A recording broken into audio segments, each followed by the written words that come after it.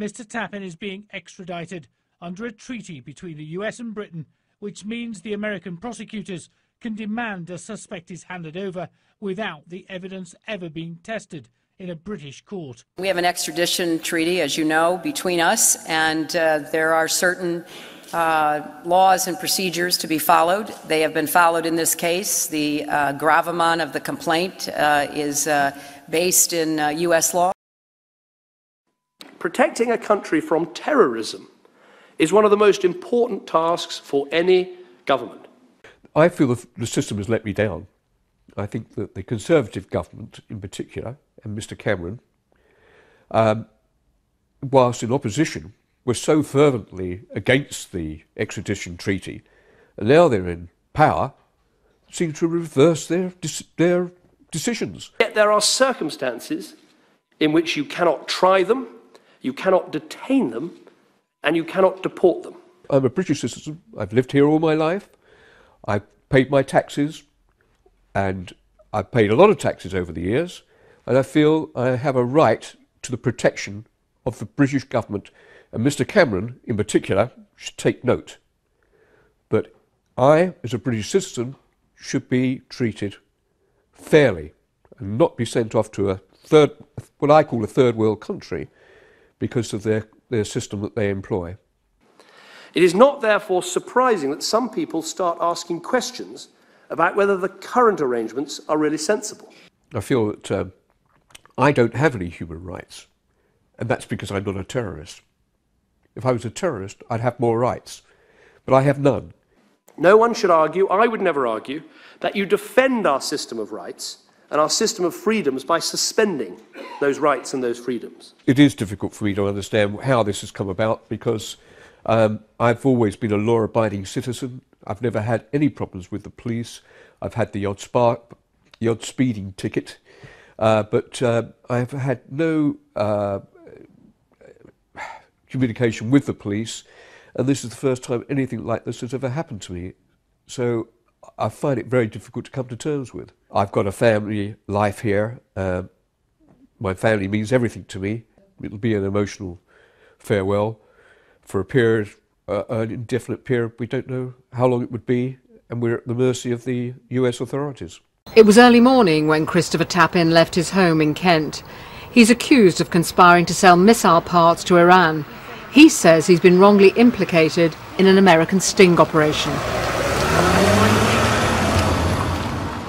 His destination, Heathrow Airport. But before he went into the custody of US Marshals for the flight to the States, he faced the cameras with an attack on the British government. I look to Mr. Cameron to look after my rights, and he's failed to do so. I have no rights. Abu Qatada is walking the streets of London today, and we cannot extradite him. We do have a real problem when it comes to foreign nationals who threaten our security. In Britain, we have gone through all reasonable national processes, including painstaking international agreements about how they should be treated, and scrutiny by our own courts, and yet we are still unable to deport them.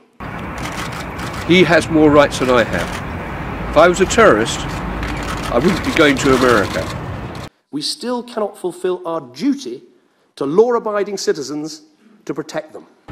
This case is the latest to highlight what some claim is the unfair extradition agreement between the UK and the US. A recent review found it was not unbalanced in terms of grounds for extradition, but some politicians disagree. Well, joining me now from our Westminster studio is Nigel Farage, leader of the UK Independence Party and a personal friend of Christopher Tappan, the man extradited today. Thank you very much for your time this evening. When did you last speak to Mr. Tappan? Last night. And can you tell us a bit about that conversation? Well, I rang him and I just said that I hope he has the strength to get through what is going to be a truly ghastly ordeal. These American prisons are pretty brutal places. And he's going to face a situation where he will try and get bail, but probably it's going to be refused. And he then faces the nightmare of, if he wants to plead not guilty, he'll be told he may spend up to 4 years in prison before the case is heard. He'll be told that his legal fees could be between $1 and $2 million, and that if he loses, well, it's life imprisonment. And so in the face of that, is it any wonder now that 98% of these cases in America result in guilty plea bargains because you're told, well, it's just 2 years and it's all over? And I don't think we're sending Mr. Tapin to a just system. I don't think he should have been extradited at all, and for it to have happened with no evidence being produced, frankly, throws away centuries of good legal practice in this country. And even David Blunkett, who was the Home Secretary in 2003, who was part of these negotiations, has now admitted that the treaty is an error and it needs changing very quickly. But can I please make one plea? One plea to the Home Secretary, a plea on humanitarian grounds. Could she please contact the US Justice Department and ask them to drop their objection to bail, and she can do so on the basis that this 65-year-old man has never been in trouble with the law in this country for the whole of his life, and is not the sort of person that's going to go and run away. Can she please do that, and at least then he won't be held in some awful prison. Yet a senior judge looked at the extradition law just last year. There was a review of it and found no problems with the balance between the United States and the UK. But what you're saying is that there is a need for another review to clear up any perception or otherwise that it's one-sided. We should not be extraditing anyone anywhere unless a judge in this country can have some evidence put before him and thereby make a decision whether there is a case to be answered. Furthermore, Mr. Tapin didn't go to America and do something that the authorities think is a crime. He was operating his shipping business from Surrey, and if there is any evidence to be heard, I very much doubt it, but if there is any evidence to be heard, then I would have thought it entirely appropriate that that evidence could be heard in this country. Because the other problem he's got is that none of his witnesses are prepared to go to America to testify for him. They're so terrified of what might happen to them. OK, Nigel Farage, thank you very much. Since the Act came into force in 2004, the UK has made 57 extradition requests to the United States, and 40 people have been returned here. The US has made 134 requests to the UK, and so far 75 people have been dispatched to America. A lot of trepidation, not sure what's going to happen. Worried, but keen to prove my innocence. Yes. At the airport, the golf club president was asked what he was taking with him. I've got a couple of autobiographies, Jeremy Clarkson and Sevi Ballesteros. And then a question for his wife, Elaine. Mrs. Tapin, how do you feel this morning?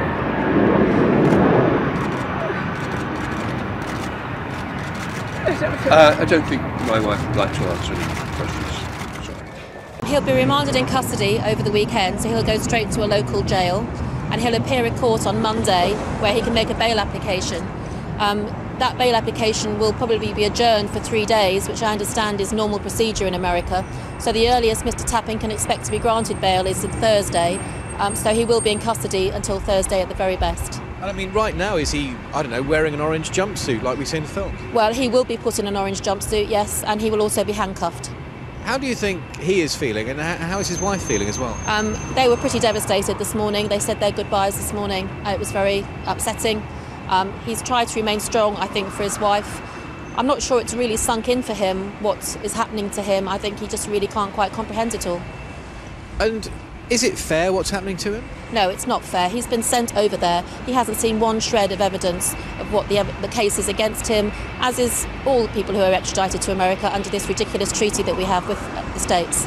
And as far as his next step, you know, it's a very uncertain future. What do you think will happen to him? What are the lawyers there saying, and what would be your advice to him? 98% of people in America enter into a plea agreement. That's because people can't afford to defend the case. They also, the odds are stacked against you in terms of the disproportionate sentence you get if you plead not guilty then are found guilty. And thirdly, the repatriation of a client depends on the attitude of the US prosecutor. So if Mr. Tapin does not enter into a plea agreement and is found guilty, he would have to serve the whole sentence in America, which may actually effectively be the rest of his life, rather than serving a sentence in the UK. Therefore, I think it's very, very likely that he will enter into a plea agreement. I think it's a shame. It's a disgrace. And the Conservative government, whilst in opposition, promised to reform the law. and they failed to do so. And they've let me down, they've let you down, they've let the whole country down. And then he prepared to board the plane. The Home Office says the Home Secretary considered all the relevant matters before she signed the extradition warrant. Christopher Tappin is now on his way to the United States. June Kelly, BBC News.